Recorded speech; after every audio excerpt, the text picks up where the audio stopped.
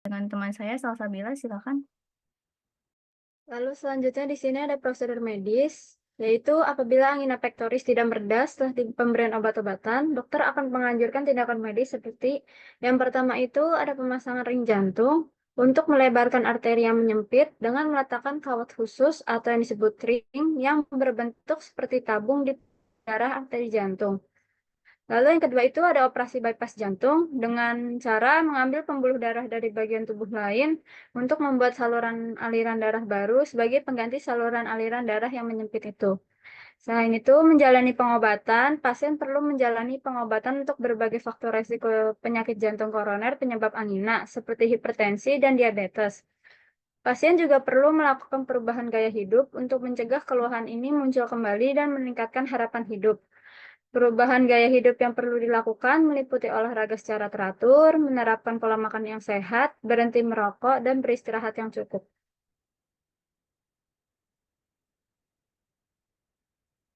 Selanjutnya di sini ada interaksi obat dan makanan pada obat-obatan angina. Yang pertama itu dengan pengecer darah. Di sini ada aspirin dan kafein itu. Sebuah penelitian melaporkan bahwa pemberian kafein dan aspirin itu secara bersamaan menyebabkan peningkatan laju kemunculan sebesar 25% dan peningkatan konsentrasi maksimum salisilat dalam plasma sebanyak 17%. Lalu ada aspirin dan alkohol. Itu umumnya hindari penggunaan aspirin atau obat antiinflamasi nonsteroid atau NSAID dan etanol secara bersamaan dapat menyebabkan kehilangan darah. Mekanisme ini mungkin disebabkan oleh kombinasi efek lokal serta penghambat prostaglandin yang menyebabkan penurunan integritas lapisan GI. Lalu ada aspirin dan clopidogrel, yaitu sebelum menggunakan aspirin, beritahu dokter jika Anda juga menggunakan clopidogrel. Kombinasi ini dapat menyebabkan pendarahan yang tidak biasa, sakit perut yang parah, kelemahan, dan munculnya tinja berwarna hitam dan lengket.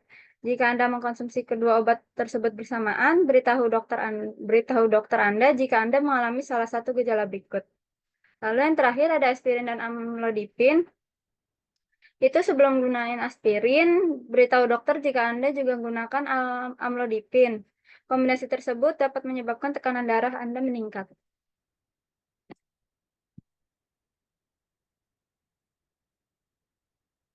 Lalu yang kedua ada dengan golongan nitrat, yaitu isosorbit dinitrat dengan alkohol.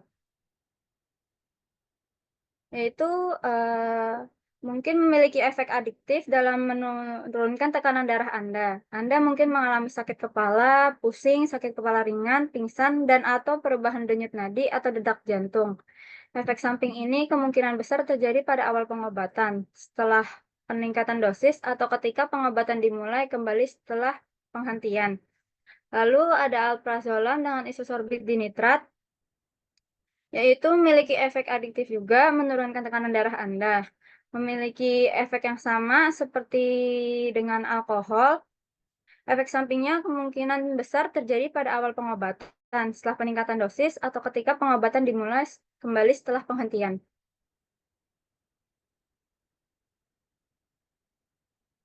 Lalu yang ketiga ada antiangina, golongan antiangina. Yang pertama itu ada trimetazidin, yaitu belum diketahui interaksi obat yang dapat timbul bila trimetadizin digunakan dengan obat-obatan lain. Namun tidak menutup kemungkinan trimetadizin bisa berinteraksi dengan obat atau bahan aktif tertentu. Oleh sebab itu, beritahu dokter jika Anda menggunakan obat lain bersama dengan trimetadizin. Lalu ada ranolizin. Itu umumnya menghindari grapefruit atau jus grapefruit yang dapat secara signifikan meningkatkan konsentrasi plasma ranolazin yang diberikan secara oral. Mekanismenya itu yang diusulkan adalah menghambat metabolisme lintas pertama yang dimediasi CYP453A4 di dinding usus oleh senyawa tertentu yang ada dalam jeruk bali. Karena ranolazin memperpanjang interval QT dengan cara yang bergantung pada dosis, kadar ranolazin dalam plasma yang tinggi dapat menyebabkan resiko aritmia ventrikal seperti takikardia ventrikal, fibrasi ventrikal, dan torsade de Pointes.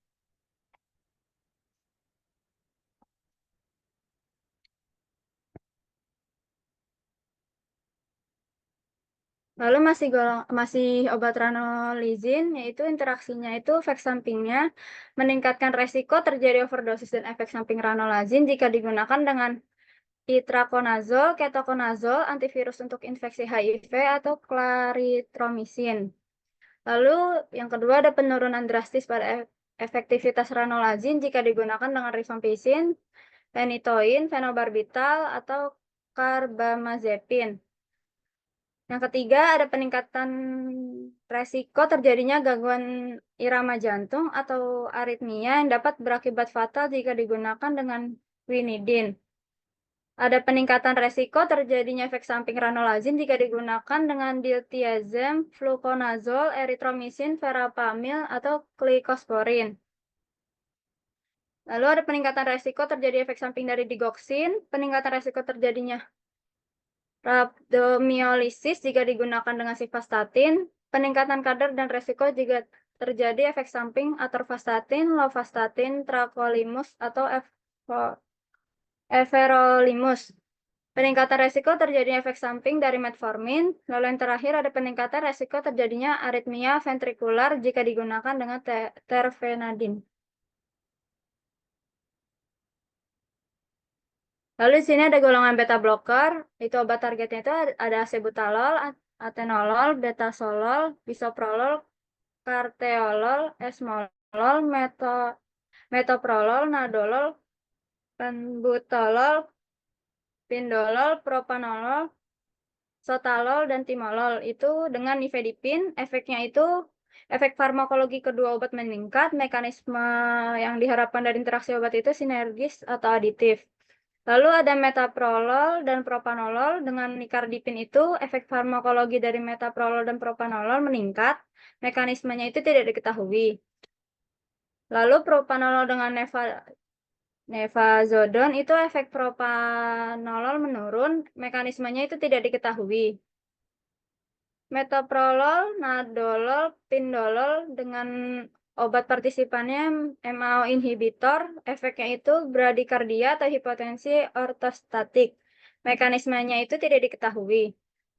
Lalu ada propanolol dengan furosemid, efeknya itu efek propanolol diperpanjang, mekanismenya itu reduksi cairan ekstraseluler dan perubahan dari parameter farmakokinetik propanolol.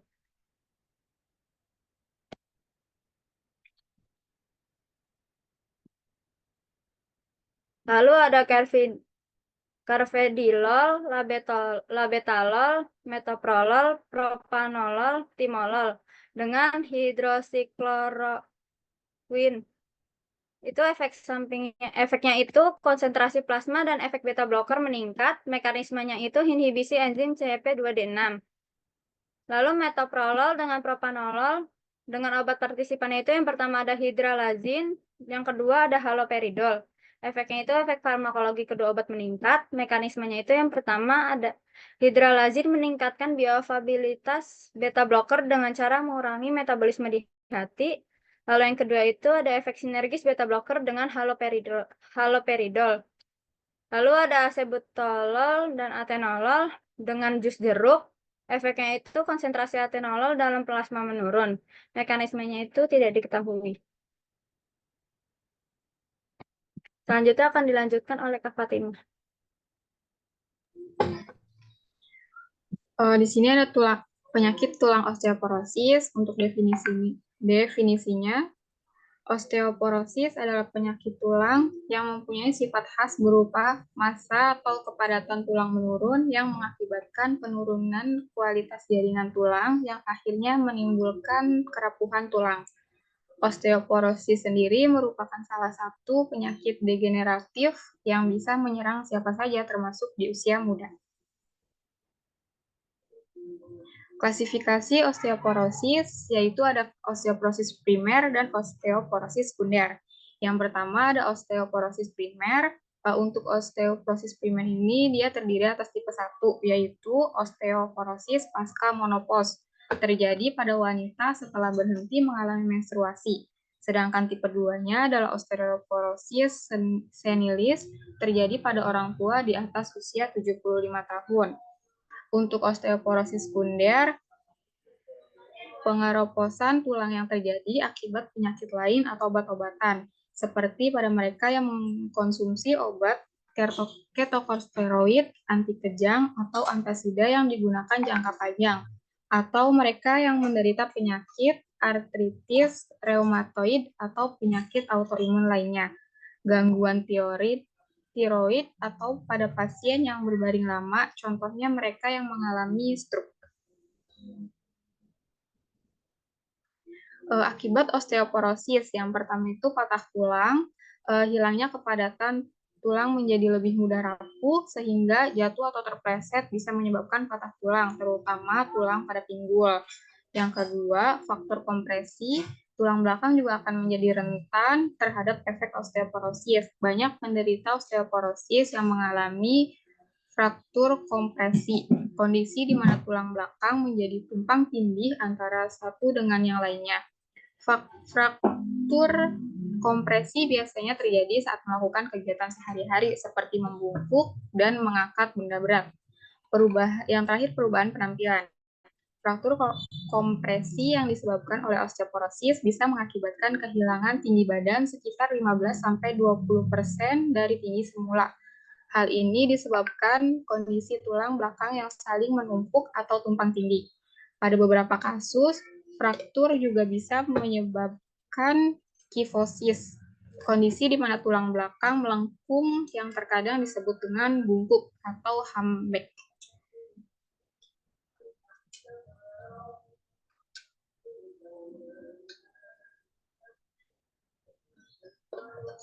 Ya. Terus ada nyeri, kondisi osteoporosis semakin memburuk, sering mengalami nyeri tulang yang terlokalisasi di area tertentu, misalnya punggung, pinggul, leher, bahu, dan kaki. Terus ada kehilangan keseimbangan, nyeri yang timbul akibat osteoporosis sering menyebabkan tubuh lebih kaku untuk bergerak, sehingga berdampak negatif terhadap keseimbangan. Kondisi ini sering menyebabkan jatuh yang bisa menyebabkan patah tulang, sehingga menciptakan siklus nyeri yang lebih parah karena patah tulang.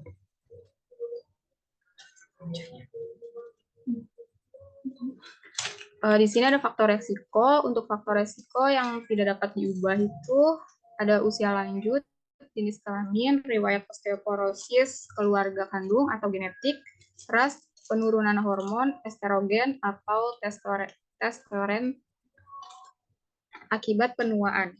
Untuk faktor resiko yang dapat diubahnya itu ada berat badan yang rendah dan struktur tulang yang kecil, kurang aktivitas fisik, kurang asupan kalsium, kurang paparan sinar matahari, merokok, dan konsumsi minuman tinggi kafein dan alkohol.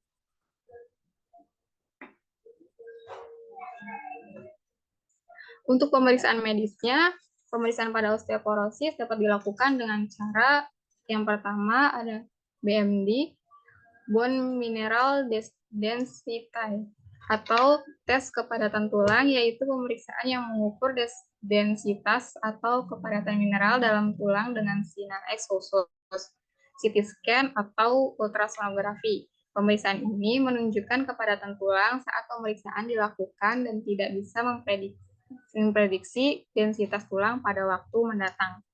Yang kedua ada kadar kalsium darah. Kadar kalsium dalam darah menurun, kadar fosfat dalam darah meningkat, disertai hormon paratiroid meningkat dan kadar vitamin D3 total yang menurun.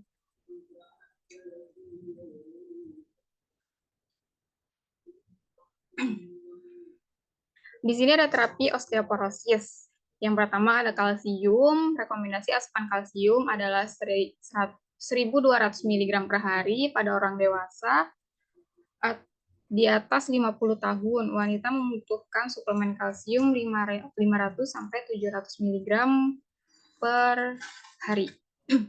Yang kedua ada vitamin D. Rekomendasi asupan vitamin D adalah 400-800 IU per hari. Kebutuhan vitamin D lebih tinggi pada mereka di atas usia 70 tahun. Yang ketiga adalah latihan menggunakan beban, termasuk beban tubuh sendiri, atau dikenal sebagai weight bearing exercise. Jika memungkinkan, berjalan kaki selama 40 menit dan dilakukan 4 kali dalam seminggu. Latihan penguatan otot-otot, termasuk otot tulang belakang, otot paha, dan betis, sehingga tidak gampang jatuh. Yang terakhir, hindari rokok, alkohol, dan minuman bersoda yang berlebihan, faktor-faktor yang memungkinkan jatuh, cahaya yang kurang, lantai yang licin, dan lain-lain. Untuk terapi obat-obatannya, berdasarkan cara kerjanya, osteoporosis terdiri dari antiresorptif agent, merupakan obat yang menurunkan kehilangan massa tulang. Contohnya itu ada bifosfonat, calcitonin, strontium granulat, denosumab. Yang kedua ada anabolic agent, merupakan obat yang meningkatkan massa tulang. Estrogen atau terapi sulih hormon, selektif estrogen reseptor modulator. Misalnya raloxifene, teriparatide. Pemberian obat anti osteoporosis sebaiknya tetap disertai asupan kalsium dan vitamin D3 yang cukup, serta menghindari faktor resiko osteoporosis seperti tidak merokok dan tidak meminum alkohol, serta olahraga yang cukup dan menghindari resiko terjatuh atau fraktur.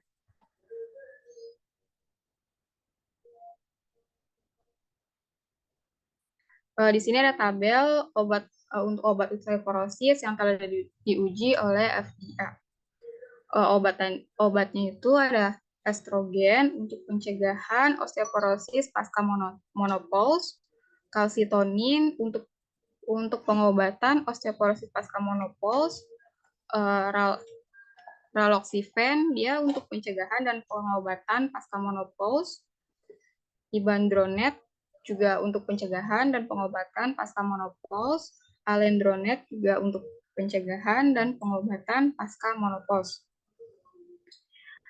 Risedronat dan zoledronat juga untuk pencegahan dan pengobatan pasca menopause, osteoporosis akibat glukositiroid, dan osteoporosis pada pria. Untuk denosumab itu untuk pengobatan pasca menopause dan osteoporosis pada pria. Teriparatide dia juga untuk pengobatan pasca menopause, pengobatan osteoporosis akibat glukokortikosteroid, dan osteoporosis pada pria. Selanjutnya akan dibacakan oleh Yusnia. Di sini ada instruksi obat dan makanan pada obatan osteoporosis. Yang pertama itu biosfonat. Di sini golongan biosfonat itu ada risedronat, itu moderate dengan obatan multivitamin with minerals.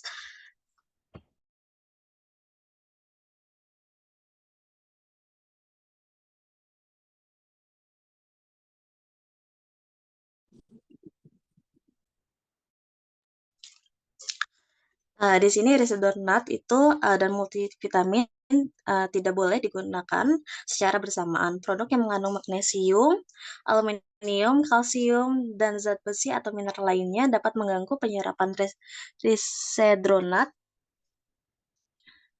ke dalam aliran darah dan mengurangi efektivitasnya.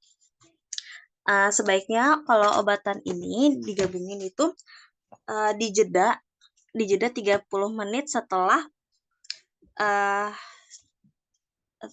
obat risedronatnya itu. Terus yang keduanya risedronat dengan makanan. Makanan ini dapat mengurangi penyerapan risedronat karena dapat menyebabkan kadar obat dalam darah dan memungkinkan mengurangi efektivitasnya. Anda harus meminum risedronat itu terlebih dahulu di pagi hari, setidaknya 30 menit sebelum makanan atau minuman.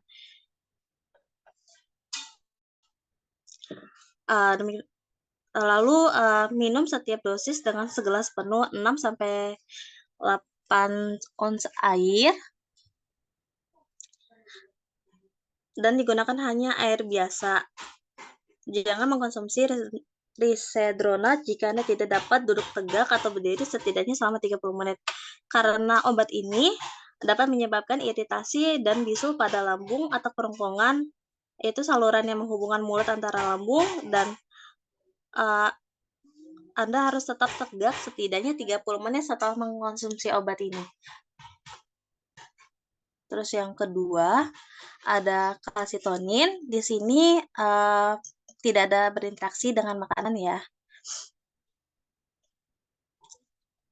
Terus yang ketiga ada strontium renalate. Di sini dengan makanan menurunkan kadar renalate strontium untuk penghambatan penyerapan GI. Hanya berlaku untuk bentuk oral dari kedua agent. Gunakan obatan ini, makanan kayak kalsium pisahkan dengan 2 jam. Di sini ada denosumab, dia itu moderat berinteraksi dengan budesonide. Di sini menggunakan denosumab itu bersama dengan budesonide ini dapat meningkatkan resiko infeksi serius yang melibatkan kulit, daerah perut bagian bawah atau abdomen, kandung kemih, telinga,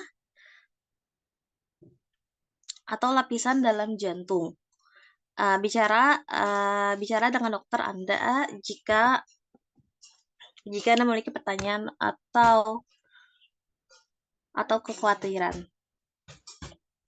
Terus yang kelima ada romosozumab, itu berinteraksi dengan ethyl caltrate.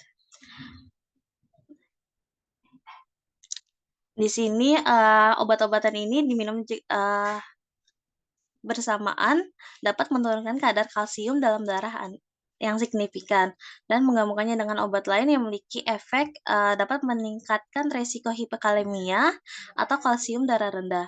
Gejala hipokalsemia itu antara lainnya mati rasa, kesemutan di sekitar mulut, kejang otot, kejang perubahan mental atau iritabilitas, depresi atau psikosis, dan peningkatan tekanan pada otak dan detak jantung yang tidak teratur.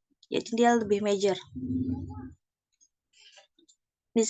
Selanjutnya ada teriparatid, dia berinteraksi dengan digoxin. Itu dapat menyebabkan kadar kalsium dalam darah itu meningkat, dan kadar kalsium dalam darah yang tinggi dengan efek toksik digoxin, dan bisa aja juga mengalami diare, mual, dan kehilangan nafsu makan. Terus gangguan penglihatan, kabur, dan detak jantungnya juga sangat cepat dan tidak merata. Terus selanjutnya ada digitoxin dengan teriparatid. Di sini dapat menyebabkan sama juga kayak digoxin ya, menyebabkan muntah, diare, terus juga kehilangan nafsu makan, gangguan penglihatan.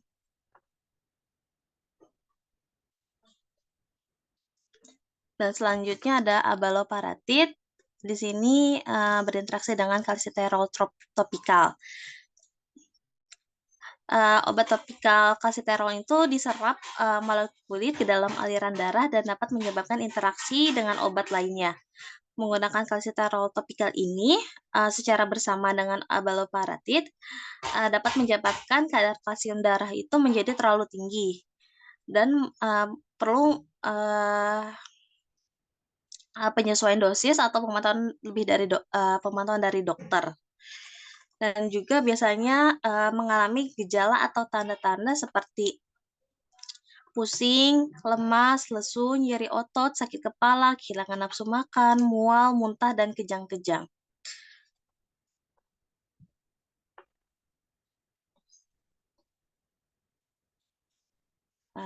Sampai di sini presentasi dari kami. Mohon maaf bila ada kekurangan.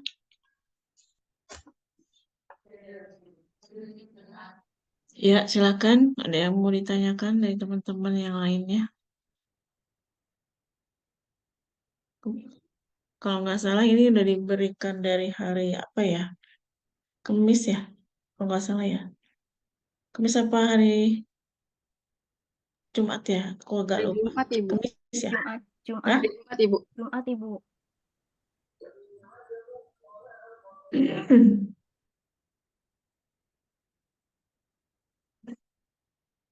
Ya, silakan yang teman-teman yang lain.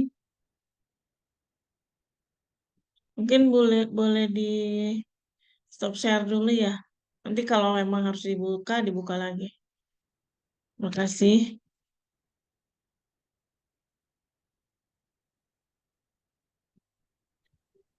Kak Ara, Nanda mau nanya, Iya, boleh, Nanda. Kak, kan osteosporosis kan ini ya Kak, untuk biasanya kebanyakan orang tua ya Kak. Tapi bisa nggak sih Kak anak-anak yang masih muda-muda kayak gini kena osteosporosis? Terus ada nggak sih contoh obat yang efek sampingnya jangka panjangnya itu bisa mengakibatkan osteoporosis gitu Kak? Itu aja pertanyaan. Terima kasih. Oke, Nanda, terima kasih. Ada lagi, teman-teman?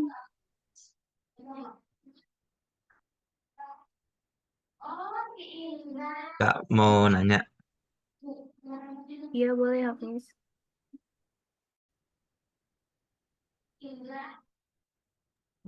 tadi kan di dalam interaksi obat itu ada yang secara farmakokinetik, sama ada yang secara farmakodinamik.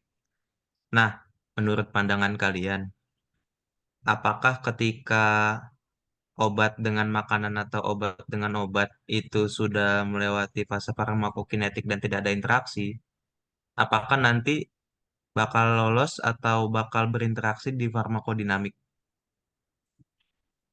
Paham nggak? Oke, jadi kalau obat di farmakodinamik tidak ada interaksi, akankah berinteraksi di fase farmakokinetik gitu ya? Iya, atau sebaliknya. Oh, oke, oke. Oke, Hafiz, terima kasih. Sama.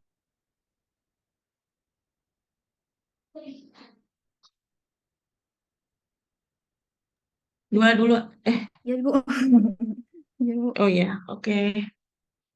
Izin jawab ya, Ibu. Yang Ya. pertama untuk pertanyaan Hafiz terlebih dahulu, untuk kalau obat sudah melalui fase farmakokinetik dan farmakodinamik, kalau berinteraksi di salah satu fasenya aja, apakah bisa berinteraksi di fase yang lainnya? Sebenarnya tergantung dengan mekanisme kerja obatnya dan dia berinteraksi di apa. Misalnya kalau dia berinteraksi di proses, misalnya bertemu di distribusi, itu pasti interaksinya di fase farmakokinetik. Jadi kalau di farmakodinamik pasti tidak akan berinteraksi.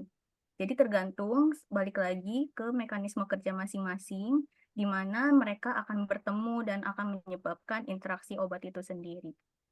Terima kasih, Apis. Udah jelas? Oh, jadi antara obat dan makanan itu interaksinya itu memang sudah ada tempatnya sendiri, dia itu berinteraksi gitu ya. Maksudnya sama-sama bekerja di satu tempat itu gitu. Nggak bakalan nanti lanjut di farmakodinamik untuk interaksinya. Kurang lebih begitu ya. Iya, betul. Jadi tergantung dia bertemunya di mana dan berinteraksinya di mana. Nah, kan kayak obat itu kan tujuan targetnya itu reseptor ya, reseptor untuk diduduki. Jadi misalnya kayak kalau obat ini dengan ini berinteraksinya di reseptor ini nih, oh berarti di proses farmakokinetik atau farmakodinamik. Nah, kalau dengan makanan kan berinteraksinya di proses metabolisme pasti ya kan. Jadi pasti ketemunya di farmakokinetik dan nggak mungkin ke farmakodinamik karena makanan itu kan targetnya bukan reseptor tapi ada di metabolisme tubuh sendiri. Kayak gitu. Oke, terima kasih. Ya, terima kasih juga Apis atas pertanyaannya.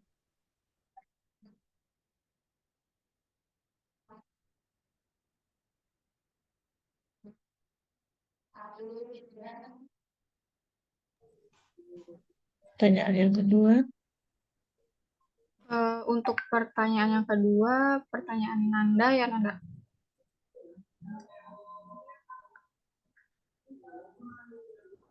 Nanda? Hadir, hadir. Oke. Nanda tadi bertanya apakah osteoporosis hanya menyerang orang tua saja gitu ya? Dan contoh obatnya apa saja?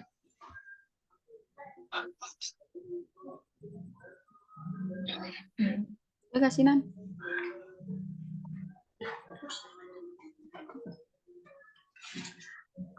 Kalau osteoporosis itu dia nggak hanya pada orang tua saja, dia juga bisa menyerang pada usia muda karena yang tadi ada resikonya, ada faktornya maksudnya. Faktor yang pertama itu dia bisa jadi karena faktor genetik juga, dan karena dia kurang terpapar sinar matahari juga dia bisa. Untuk contoh obatnya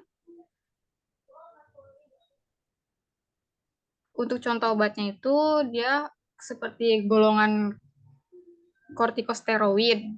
Dia kalau semisal contoh obatnya itu ada methylprednisolone, dexamethasone, dan triamcinolone. Jika mengkonsumsi jangka panjang itu bisa mengakibatkan osteoporosis.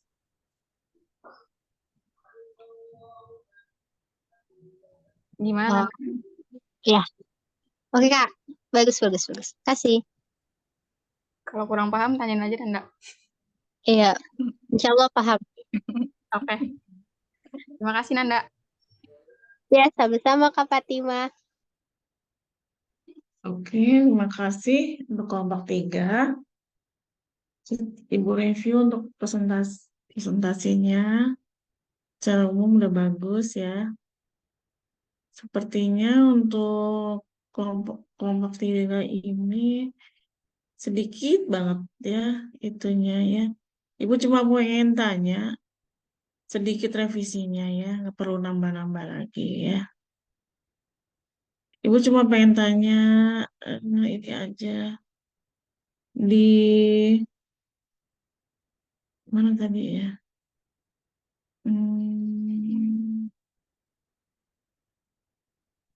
Mana dia tadi? Tunggu sebentar.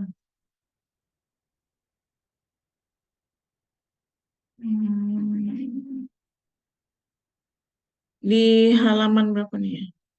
Di halaman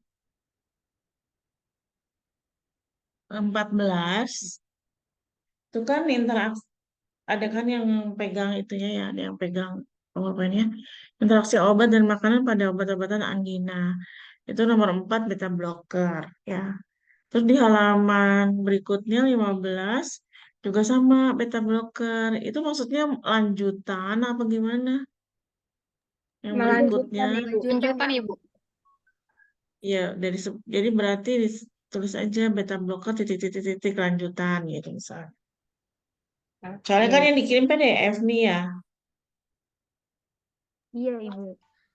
Iya, jadi supaya takutnya orang membaca ada yang kelima gitu, tapi lupa disesuaikan gitu misal. Ya, jadi dibenerin aja kalau emang itu lanjutan. Menurut Ibu sih untuk presentasi ini secara keseluruhan udah bagus, jadi tidak perlu ada yang direvisi. Ya, tadi jawabannya juga bagus ya. Terima kasih untuk kelompok 3. Ibu, Baik, Terima ya. kasih. Ibu. Ini kerja bersama kan ya? Iya, Bu, Ya bareng-bareng. Ibu. Iya, Ibu. Baik. Berikutnya untuk kelompok 4 dipersilakan. Izin share screen ya, Bu. Iya.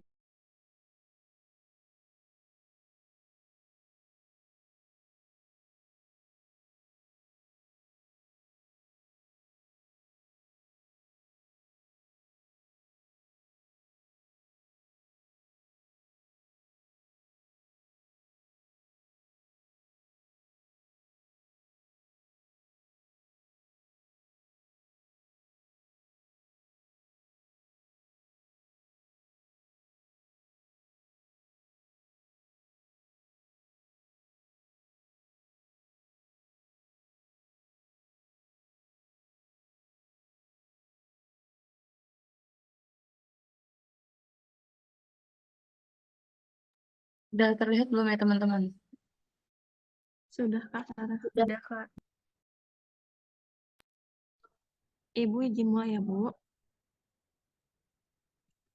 Selamat pagi, Ibu. Selamat pagi, teman-teman semuanya. Perkenalkan kami dari kelompok 4 ingin mempresentasikan hasil diskusi kami terkait interaksi obat dan makanan pada kehamilan dan laktasi. Dengan dosen Ibu pengampu, Ibu Dr. Anda Doni Iswandani, MPharm APT, dan kami yang beranggotakan yaitu Anita Haliatunufus, Sarah Permata, saya sendiri Florita, Azahra, dan Ayudia. Yang pertama, pendahuluan. Obat dapat bermanfaat dalam mengurangi keluhan-keluhan kesehatan yang diderita oleh ibu hamil. Yang kedua, namun obat juga dapat memberikan dampak terhadap janin dan atau bayi. Pertimbangan pada kehamilan. Yang pertama, bahaya terhadap janin dapat disebabkan melalui paparan obat, lingkungan kimia, dan beberapa penyakit yang ada. Yang kedua, pada masa pembuahan dan selama kehamilan, konsumsi obat harus dibatasi. Selanjutnya, perubahan fisiologi pada kehamilan. Yang pertama, peningkatan cairan tubuh, peningkatan volume darah dan curah jantung karena adanya perubahan aliran darah ke rahim. Yang kedua, penurunan ikatan obat albumin. Ini terjadi karena terjadi peningkatan cairan tubuh sehingga terjadi pengenceran albumin dalam serum. Yang ketiga, peningkatan kadar estrogen dan progesteron menyebabkan pembesaran uterus dan payudara. Yang keempat, hiperemesis, komplikasi mual dan muntah pada trimester pertama sehingga dapat menyebabkan dehidrasi.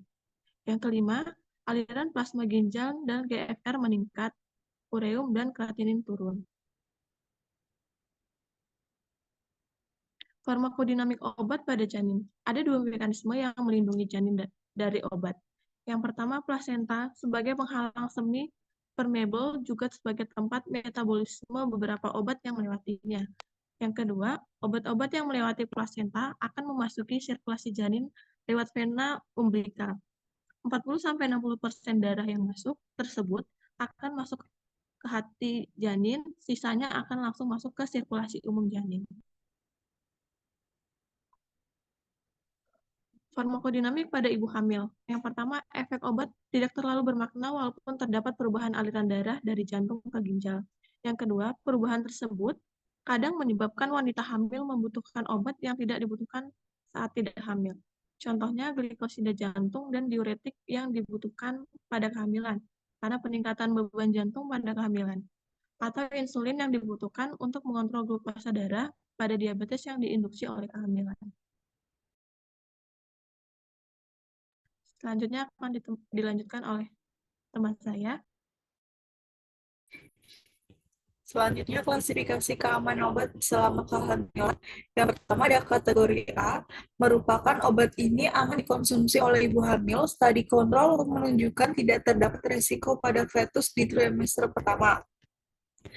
Yang kedua ada kategori B, obat ini dapat dikonsumsi dalam jumlah terbatas pada saat dikontrol wanita hamil atau saat reproduksi hewan tidak menunjukkan efek samping selain dari penurunan fertilitas. Selanjutnya kategori C, studi pada hewan menunjukkan efek samping pada fetus atau teratogenik atau embriosidal atau yang lainnya, tetapi belum ada saat dikontrol pada wanita hamil. Obat harus diberikan hanya jika keuntungan lebih besar dari resiko pada fetus. Kategori D, obat dapat mengakibatkan malformasi pada janin. Untuk kategori X, yaitu obat golongan ini memiliki resiko malformasi yang tinggi dan memiliki kontraindikasi yang mutlak. Efek merugikan penggunaan obat selama kehamilan.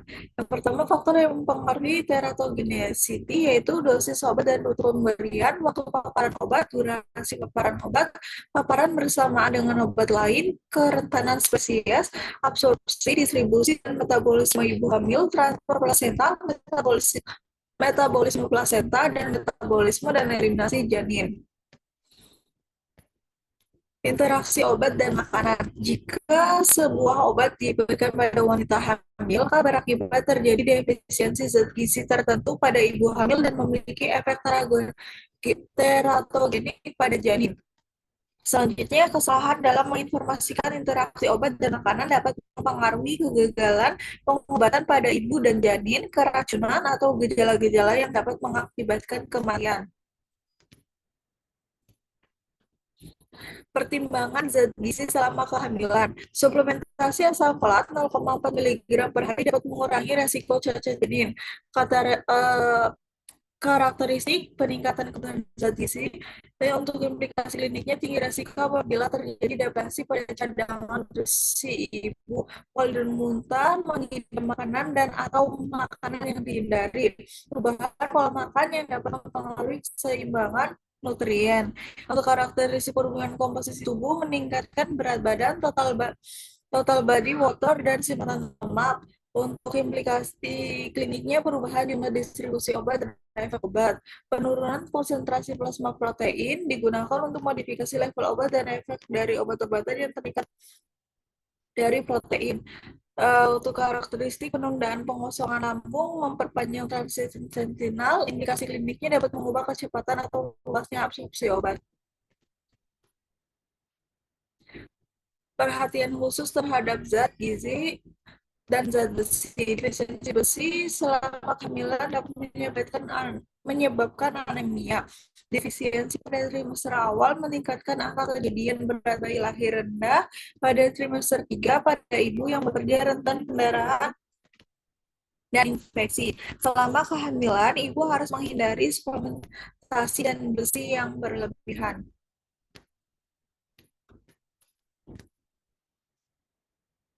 Perhatian khusus terhadap zat gizi. Pengobatan pada kondisi tertentu selama kehamilan. Prinsip dari pengobatan pada ibu hamil harus mencakup seluruh pilihan teman untuk wanita yang tidak hamil dan keamanan pada pengobatan ibu dan janin.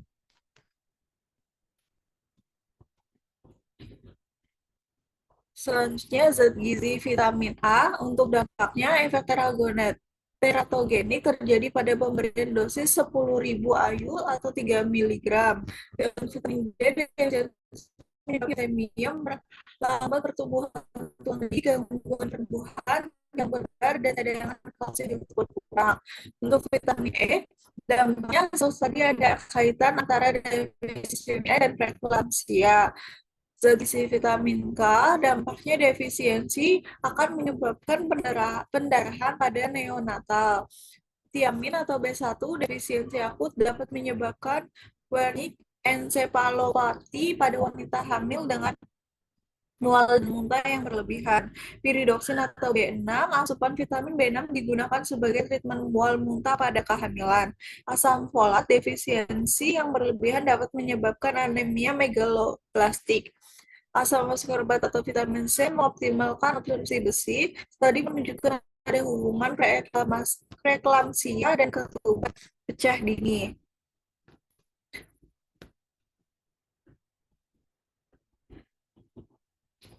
Selanjutnya, untuk kalsium, dampaknya mengoptimalkan pertumbuhan tulang fetal. Tembaga defisiensi menyebabkan kematian insufisiensi plasenta dan intrauterin. Iodin defisiensi menyebabkan impairment mental, gangguan perkembangan dan kognitif pada intan atau kreatif, meningkatkan risiko keguguran dan kelahiran meninggal.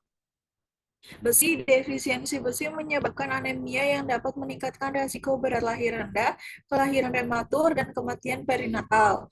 Magnesium suplementasi mengurangi kejadian preeklamsia dan retardasi pertumbuhan intrauterin.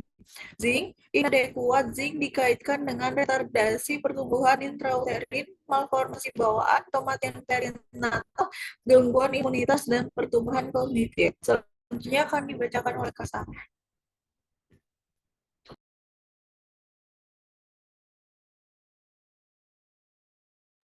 Selanjutnya ada hubungan di sini kondisi medis, obat yang diresepkan, kemudian kategori resiko FDA, dan interaksi obat dan makanan. Yang pertama itu jika kondisi medisnya hipertensi, obat yang diresepkan kepada ibu hamilnya itu metildopa, hidralazin, labetalol, propanolol, metoprolol, nifedipin. Kategori FDA-nya itu masuk di kategori B. Kategori C yang labetalol itu masuk kategori C, yang nifedipin masuk kategori C. Interaksi obat dan makanannya Yang pertama itu konsumsi dengan zat besi dapat menurunkan bioavailabilitas metilodopa. Kemudian mengkonsumsi dengan makanan dapat meningkatkan hidralazin namun membutuhkan suplementasi piridoksin. Yang ketiga, makanan meningkatkan bioavailabilitas metoprolol dan propanolol. Yang keempat, mempengaruhi indera perasa dan konsumsi dengan jus jeruk meningkatkan konsentrasi nifedipin.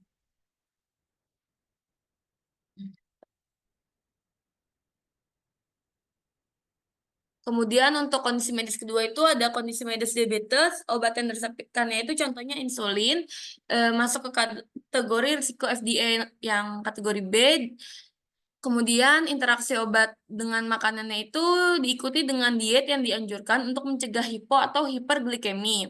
Kemudian untuk kondisi medis mual dan muntah, obat yang diresepkannya itu ada piridoksin, kategori A, kemudian promethazine kategori C, meclizine kategori B, prochlorperazine kategori C, metoclopramid kategori B. Interaksinya itu pengobatan untuk mual dan muntah dapat membantu mengurangi defisiensi nutrisi. Kemudian selanjutnya ada dispepsia dan gastrofageal reflux. Obat yang diresepkannya yang pertama antacid dengan kategori B, kemudian sucralfate kategori B, H2 reseptor blocker kategori B, kemudian metoclopramid kategori B. Interaksinya itu yang pertama dapat menurunkan absorpsi besi, kemudian produk yang mengandung aluminium dapat menghambat fosfat. Kemudian adanya defisiensi tembaga, lalu ada malabsorpsi asam folat. Kemudian yang kedua itu ada menurunkan absorpsi vitamin larut lemak, dan yang terakhir ada penggunaan secara jangka panjang dapat menurunkan tingkatan vitamin B12 dalam tubuh. Kemudian untuk kondisi medis konstipasi, obat yang diresepkannya itu produk Pisilium itu masuk di kategori B, Docusat itu kategori C. Itu interaksi yang terjadi itu menurunkan absorpsi riboflavin. Kemudian untuk komplikasi infeksi saluran kencing atau ISK itu obat yang diresepkannya itu ada sulfametosazole dengan trimetoprim itu masuknya di kategori C, nitrofurantoin itu kategori B, cefalexin itu kategori C, kemudian amoxicillin dengan clavulanate kategori B. Interaksinya itu alkohol dapat menyebabkan reaksi disulfiram, kemudian trimetoprim dapat mempengaruhi metabolisme folat. Kemudian yang kedua itu ada bioavailability ditingkatkan dengan makanan. Kemudian ada pertimbangan dalam laktasi. Jadi bayi yang diberi susu buatan lebih rentan terkena infeksi resiko dirawat di rumah sakit lebih sering. Kemudian lebih mudah juga untuk terkena alergi. Selanjutnya lebih cenderung mengalami kegemukan, lalu lebih mudah terkena diabetes, memiliki karies gigi, dan memiliki resiko kanker. Sedangkan untuk ibu yang tidak menyusui memiliki resiko lebih besar untuk terkena osteoporosis, diabetes, ISK, rheumatoid arthritis, dan kanker ginekologi. Selanjutnya akan dibacakan oleh rekan saya. Ayo dia.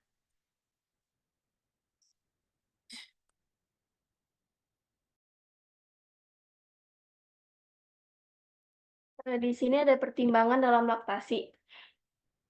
Obat-obatan yang bisa diberikan kepada bayi dapat diberikan kepada ibu menyusui. Sangat sedikit obat ibu yang diketahui dapat menyebabkan masalah bagi bayi selama masih proses menyusui. Meskipun data yang tersedia masih sedikit untuk kebanyakan obat. Lalu ada penurunan produksi ASI pada ibu sebagai akibat dari penggunaan narkoba, interaksi antara komponen susu dan obat-obatan yang muncul dalam ASI. Bioavailabilitas diubah dari obat dan perubahan kebiasaan menyusui bayi yang dihasilkan dari obat. Next. Hambatan transfer obat. Yang pertama ada mekanisme melindungi bayi. Ada beberapa faktor yang menyebabkan obat-obatan dapat masuk ke dalam aliran darah bayi. Secara umum, suatu ukuran molekul mungkin terlalu banyak untuk masuk ke dalam susu seperti melalui proses insulin dan heparin. Secara umum, pengurangan mengkonsumsi obat-obatan dalam jangka panjang saat proses menyusui akan menurunkan potensi berbahaya terhadap bayi. Karena bayi tidak mampu melepaskan dengan cepat zat-zat kimia seperti kafein, mependin, atau semacamnya yang terkandung di dalam obat tersebut dan terbaik untuk menghindari penggunaan narkoba atau obat terlarang. Lalu ada usia bayi. Sewaktu bayi baru lahir, bayi memiliki hati yang belum matang. Seorang bayi prematur atau sakit memiliki resiko yang lebih besar mengalaminya. Setelah berumur 6 bulan dan diberikan makanan selain susu terhadap berkurangnya pemahaman ibu bahwa ASI adalah satu-satunya makanan bayi.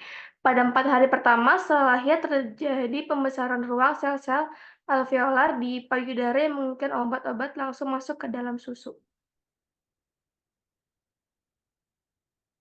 Next, Kak.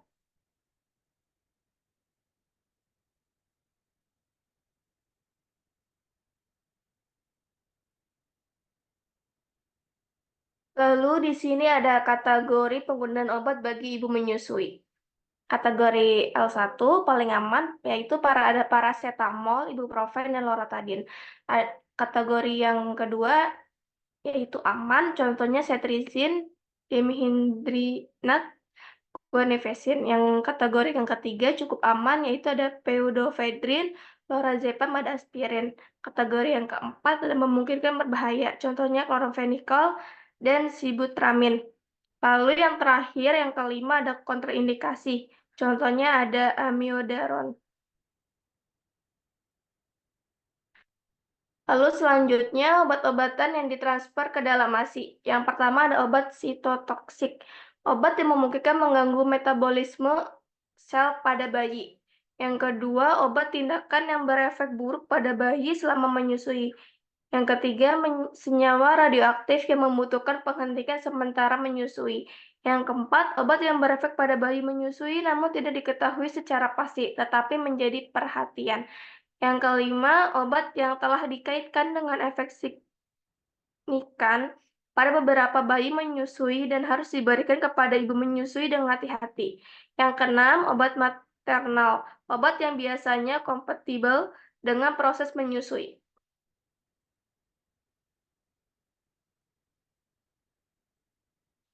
Lalu di sini ada konsentrasi obat spesifik. Yang pertama adalah loratadin dan cetirizine berperan sebagai antihistamin karena memiliki efek sedatif yang sedikit pada bayi.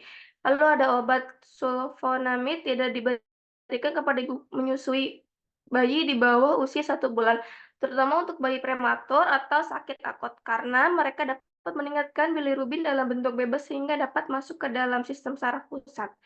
Lalu ada kontrasepsi oral dapat mengurangi pasokan susu dan kandungan nitrogen. Kontrol kelahiran dalam bentuk non-hormon lebih disukai. Lalu, jika seorang wanita ingin menggunakan metode hormonal saat menyusui, setidaknya dia harus menunggu selama 6 minggu hingga pasokan susunya terpenuhi karena bayi perlu dipantau secara ketat dalam berat badan. Progestin adalah satu-satunya mini pil yang disukai wanita yang mulai mengonsumsi pil tersebut. Jika ada dampak pada produksi susu, maka harus menghentikan penggunaannya. KB yang mengandung estrogen tidak dianjurkan karena dapat mengurangi pasokan susu. Lalu ada beberapa obat yang meningkatkan produksi susu sebagai efek samping seperti metoclopramid dan nonperidon. Metoclopramid memiliki efek samping menyebabkan depresi berat bagi sebagian orang, sehingga nonperidon lebih disukai atau tidak tersedia di Amerika Serikat. Dilanjutkan oleh rekan saya, Azahra. Interaksi lain yang perlu dipertimbangkan selama menyusui itu ada rasa makanan, karena dapat interaksi yang terjadi itu ada rasa dan bau dari makanan yang ibu makan juga masuk ke dalam ASI dan dirasakan oleh si bayi. Bayi dapat merasakan berbagai macam bau dan rasa melalui ASI, sehingga pada saat pertama kali dikenalkan makanan, bayi dapat lebih menerima. Bahkan ketika susu memiliki bau bawang putih, bayi minum susu lebih dari biasanya. Lalu alergi, jika ada riwayat keluarga yang kuat mengenai alergi makanan tertentu, maka akan lebih bijaksana bagi ibu untuk menghindari makanan ini selama kehamilan dan menyusui. Alergi makanan secara umum jarang terjadi pada bayi yang diberi ASI dibandingkan bayi yang diberikan susu formula.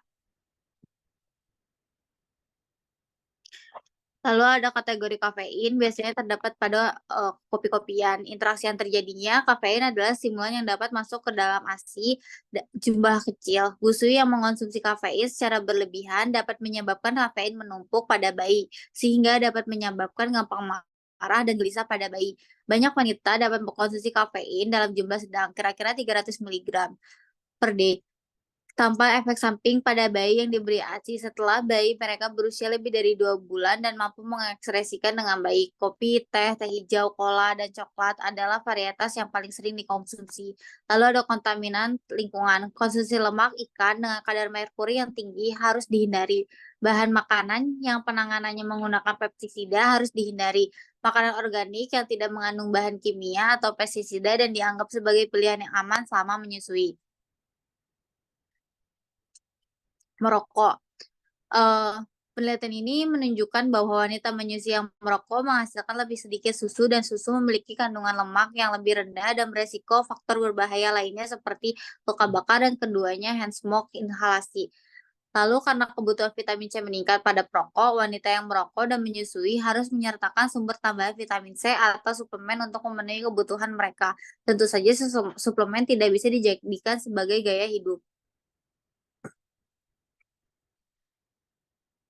Penggunaan obat herbal, penggunaan teh herbal dan perawatan sedang populer, tetapi FDA tidak menganjurkan pengobatan menggunakan herbal. Kesalahpahaman akan herbal berasal dari alam dan aman untuk dikonsumsi. Pada kenyataannya, herbal bisa berbahaya jika tidak digunakan dengan benar.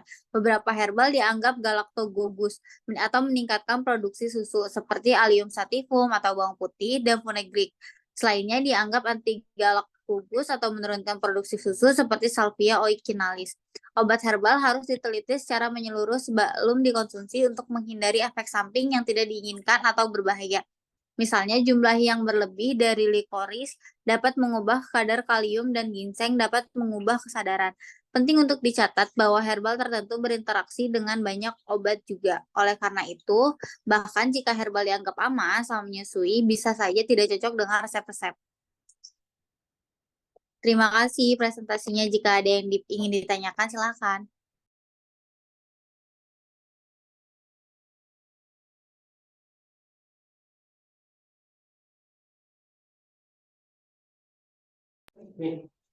Ininya ditutup aja slide-nya. Slide ininya, share screen-nya. Ya. Ya, dipersilakan dilanjutkan.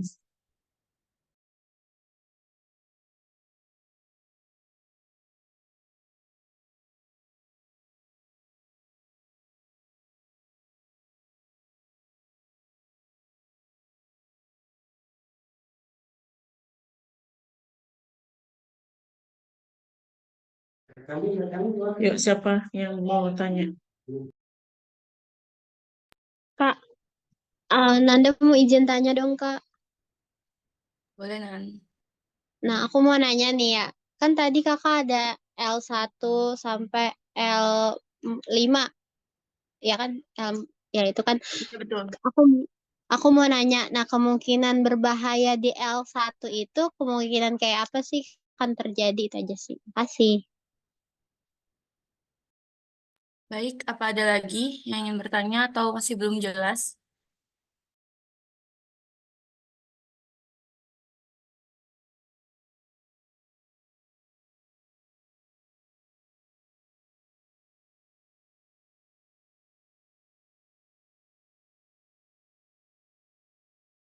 Izin jawab pertanyaan Anda dulu ya, Bu. Jadi untuk kategori L1 itu tadi kan seperti yang sudah disebutkan sebelumnya itu kategori yang paling aman. Nah, kenapa paling aman? Soalnya kategori ini nggak membahayakan si ibu yang menyusui ataupun si anak yang disusui. Makanya biasanya diresepin sama dokter kalau ibu menyusui itu sakit tuh antara paracetamol atau enggak ibuprofen. Terus kalau alergi tuh ya loratadin di antara 3 obat itu aja. Selebihnya tuh masih ada efek sampingnya walaupun sedikit. Masih kurang ganan penjelasannya. Oh, efek. Nah, itu masih kayak contohnya tuh kayak gimana loh, Kak?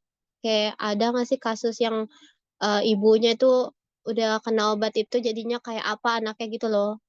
Jadi ada bayangannya loh, Kak. Kayak contohnya kayak tetrasiklin ya, kalau di anak itu tetrasiklin itu kan bisa berinteraksi sama susu. Nah, nanti anaknya itu jadi karies atau reges sih, salah satu contohnya. Tuh. Oh, Terus juga ada beberapa obat-obatan yang kalau diminum itu dia efeknya ke ASI-nya si ibu. Bisa aja ASI-nya jadi lebih sedikit, ya kan? Atau nanti malah memberhentikan si ASI tersebut. Gitu sih yang aku tahu ya sama pengalaman.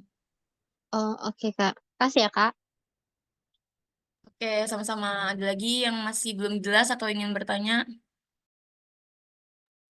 Kak, mau nanya, Monggo, Fis. eh, ketika suatu obat yang dikonsumsi sama ibu hamil itu ternyata obat-obatannya berinteraksi, apakah akan ada efek atau mempengaruhi pertumbuhan bayi atau kesehatan bayi di dalam janinnya itu?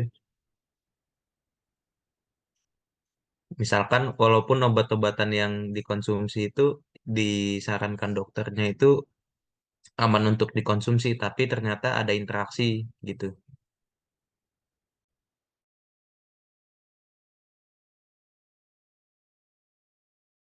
Oke, makasih ya, Fis.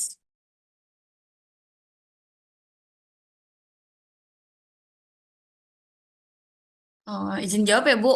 Jadi, saya sempat baca penelitian sih. Jadi, memang ada beberapa obat-obatan yang berinteraksi ke ibu hamil, ya kan?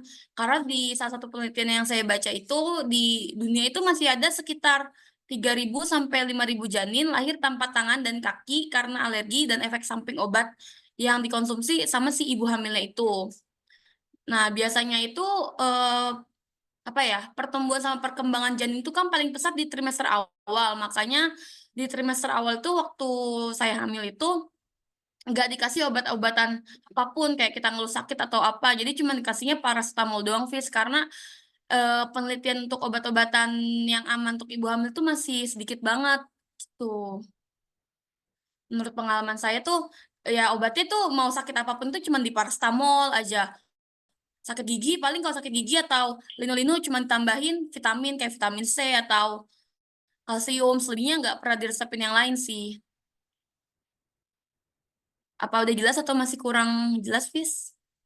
Berarti kalau disimpulin itu ibu hamil ini memang harus dihindari dari obat-obatan yang sebenarnya itu obat-obatan menyembuhkan, tapi bakal berefek atau berdampak pada janinnya itu sendiri gitu kali kayak kurang lebih. Jadi untuk interaksi dan efek samping ini sangat dihindari oleh para dokter untuk memberikan kepada si ibu hamil ini. Begitu bukan? Kurang lebih.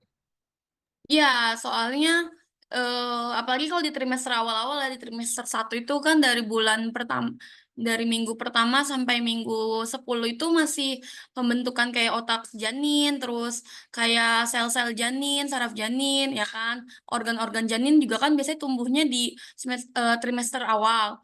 Makanya pemberian obat-obatan itu biasanya dihindari, Fis, gitu. Karena apa ya, efeknya itu banyak yang belum tahu. Maka dari itu tadi obat-obatan yang dikasih itu cuma untuk golongan sebentar. L1, kemudian ada L2, ya kan? L1 itu kan yang paling aman. Contohnya kayak paracetamol. Terus kalau L2 itu kalau mungkin kayak alergi dikasihnya cetirizine, ya kan? Terus kalau batuk dikasih guanifacin. Mentok-mentoknya itu di C3, di L3, Fis, di yang cukup aman. Itu pseudoephedrine, lorazepam, aspirin.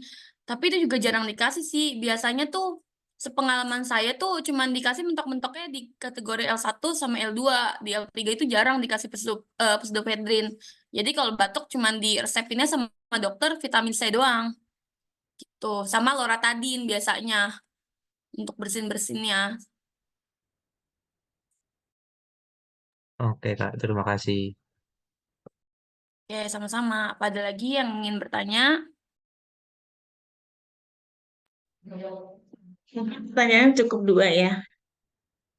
Ibu mau nambah, Ibu cuma mau mempertegas saja. Tadi jawabannya udah benar. Jadi pada prinsipnya kita seorang farmasi harus hati-hati ketika kita memberikan obat pada pas ibu hamil maupun dia sedang menyusui. Masalahnya kalau ibu kalau ibu hamil atau ibu hamil yang di semester pertama atau baru itu emang kita kadang terlewat untuk memperhatikan ya, karena mungkin masih kecil kan perutnya. Dan juga bahaya dan juga suka lupa untuk mempertimbangkan apakah wanita yang kita sedang PO ini, misalnya kita lagi beri obat, itu dia sedang menyusui atau tidak gitu ya. Nah, tadi kan udah dijelaskan bahwa obat untuk wanita yang sedang hamil itu ada kategorinya tadi A, B, C, D, E. Tapi yang sedang menyusui ada kategori juga L1 dan seterusnya. Karena itu kan tadi 3 obat itu contoh. Mungkin ada lagi, berdasarkan penelitian terakhir, mungkin ada obat yang masuk kategori aman lainnya gitu ya. Itu terus berkembang, jadi harus selalu kita update ya. Kita cari tahu, kita googling gitu. Kalau kita ragu-ragu dalam memberikan obat ke pasien, kalau kita tahu, kalau misalnya kita memberikan obat ke pasien udah umur 50, kemungkinan untuk hamil enggak ya. Tapi kalau misalnya ragu-ragu, misalnya dia sudah 25 atau kita boleh tanya, Ibu mohon maaf, apakah Ibu sedang menyusui? Oh enggak, saya belum nikah. Oh ya, berarti oh iya, maaf Ibu, karena saya bertanya itu supaya saya menjelaskan obat ini lebih apa namanya lebih jelas gitu. Karena kalau misalnya sedang menyusui atau sedang hamil, maka informasi yang kami berikan juga berbeda. Ada tambahannya. Mungkin bisa gitu kalimatnya atau yang lain ya wawancaranya.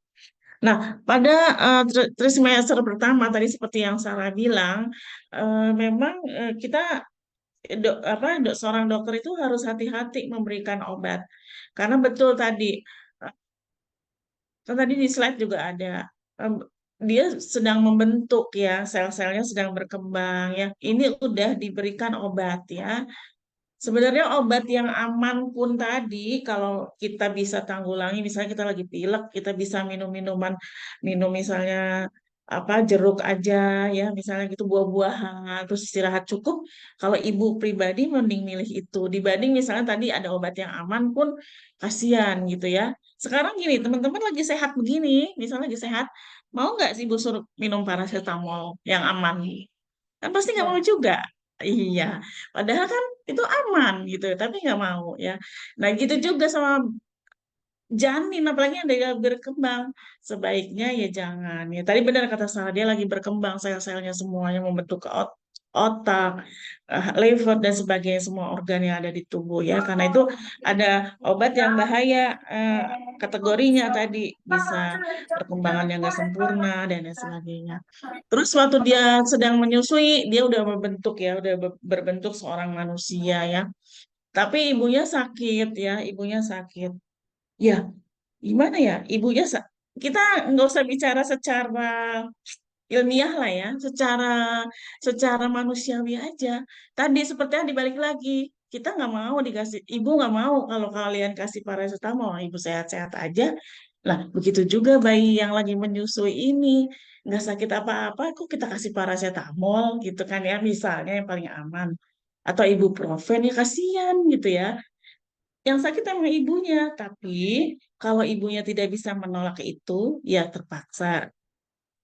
Untung kategorinya dia aman, tapi memang bayi akan dapat juga dosis itu. Jadi hati-hati karena obat bisa lewat masuk dalam air susu ya. Jadi apalagi kalau obatnya itu berinteraksi. Tadi pertanyaannya siapa ya? Berinteraksi lah lebih bahaya lagi ya. Nggak bahaya aja, kita hati-hati dan waspada ya.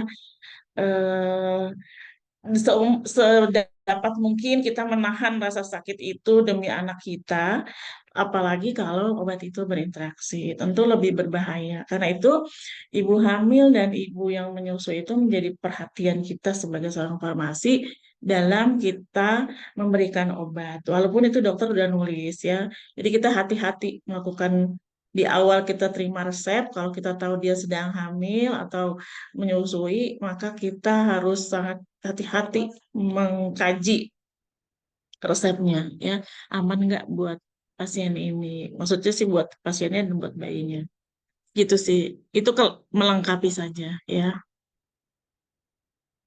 Terima kasih untuk kelompok presentasi yang keempat ini ya. Presentasinya juga udah bagus ya. Sepertinya seperti kelompok tiga tadi tidak perlu ada yang apa direvisi ya. Mungkin kalau ada kalimat-kalimat apa kata-kata yang apa tipe silahkan diperbaiki aja ya. Ada tadi Ibu temuin ada yang tipe, nanti dicek lagi aja, paling itu aja ya, biar makin baik ya presentasinya. Oke, dari Ibu itu mungkin apa namanya nanti dicek lagi ya yang tipe ya kelompok 4 ya. Baik, terima kasih banyak Ibu. Ya, contohnya pada slide 18 tuh ada yang contohnya nanti tapi dicek secara keseluruhan aja. Baik, mungkin ada lagi yang mau disampaikan atau ditambahkan boleh terkait pemberian obat untuk Pak Ibu hamil dan Ibu menyusui, ditambah lagi eh, interaksi ya terkait dengan interaksi. Kita hari ini kan kita dalam hal ini teman-teman sama Ibu lagi belajar tentang interaksi sama-sama ya.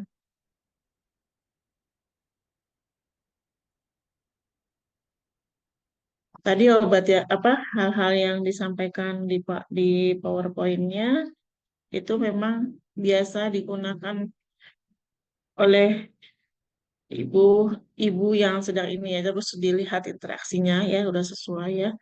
Terus diketahui interaksi itu bukan hanya dengan obat, tapi dengan makanan, dengan yang lain ya.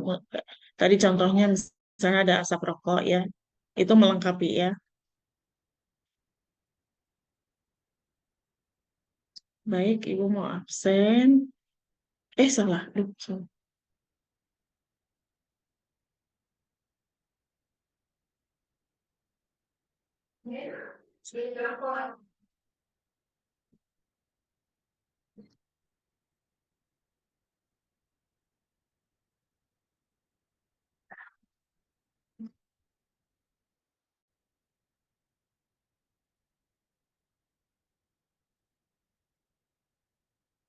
Baik, Sarah, Hadir Ibu. Sarah Fauzia. Hadir, Bu. Ini gimana ya caranya? Sarah Fauzia ada. Hadir, Ibu. Sylvia Yuni. Hadir, Bu. Anissa Rahma. Hadir, Ibu. Gita Amelia. Hadir, Ibu. Yusmia. Hadir Ibu. Lulu Ilmaknun. Ada.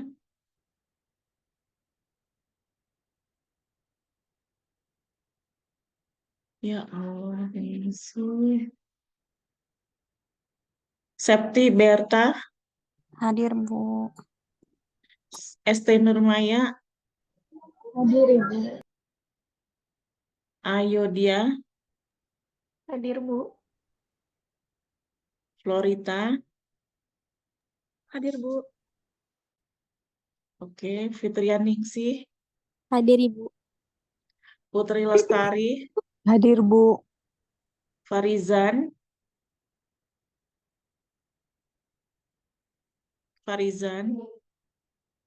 Azahra. Iya, saya, Bu. Farizan ada. Iya, Bu, saya. Azahra ada. Arta Junita. Hadir Bu. Salsabila. Hadir, Ibu. Ananda. Hadir Ibu. Nia Mulyani. Hadir Bu. Indah. Hadir Bu. Siti Fatimah. Hadir Ibu. Siti Azkiyah. Siti Azkiyah. Abdul Hafiz. Hadir. Anita Hayatul Nufus. Hadir, Ibu. Anita. Kita hadir, Ibu. Deborah, Hadir Bu Deborah. baik Ibu ulang yang tadi belum respon. Lulu, Ilmahun, Ilmahnun, Azahra, Tadi ya Zahra itu Bu, presentasi ada. kenapa? Tadi ya Zahra ada Bu, presentasi hadir dia.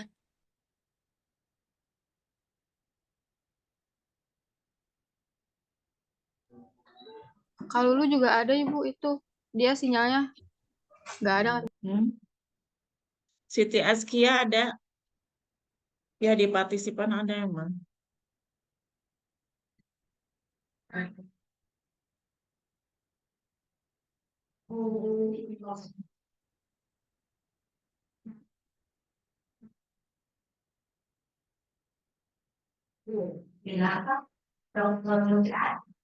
Azahra, Azara hadir, Bu. mana tadi? Maaf, Siti Azkia, maaf. Siti Azkia.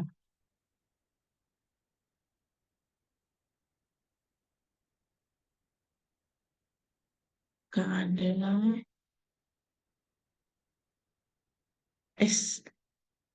Nggak ada, berarti tadi belum ada. Oke.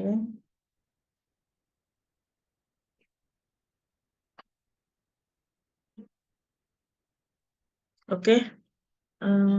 Ada lagi yang mau disampaikan mungkin ditambahkan? Kalau nggak ada, Ibu akhiri. Terima kasih untuk aktifan kelas ini. Terima kasih untuk yang mengajukan pertanyaan. Pertanyaannya juga bagus ya.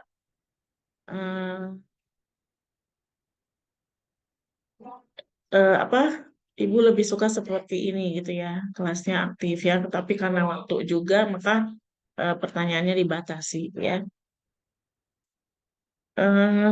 Ibu tutup. Assalamualaikum warahmatullahi wabarakatuh. Waalaikumsalam. Terima kasih banyak Ibu. Terima kasih Bu.